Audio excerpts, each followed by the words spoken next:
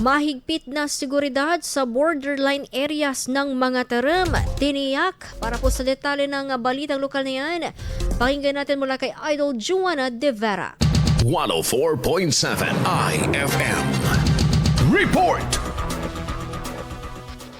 Tiniyak ng Mangatarem Police Station ang mahigpit na pagbabantay sa borderline areas mula sa presensya ng mga komunistang teroristang grupo. Sa panayam ng IFM News Dagupan kay Mangatarem PS Officer in Charge Police Major Arturo Melchor Jr., katuwang nila ang Philippine Army sa pagbabantay sa mga naturang bahagi upang matiyak ang pinaigting na monitoring sa nasasakupan. Pagtitiyak ng opisyal, insurgency-free at walang presensya ng mga kumakaliwang grupo sa Mangatarem, lalo na sa mga bulubunduking bahagi. Patuloy din ang pakikipag-ugnayan ng kapulisan sa mga people's organization sa bayan bilang suporta sa kaligtasan ng mga residente. Samantala, nananatiling sarado ang Daang Kalikasan sa publiko at may nakaantabay na personnels upang mapigilan ang mga nagpupumilit na turista at motorista. Kasama mula dito sa IFM Dagupan, ito si Idol Juana De Vera, Tatak IFM.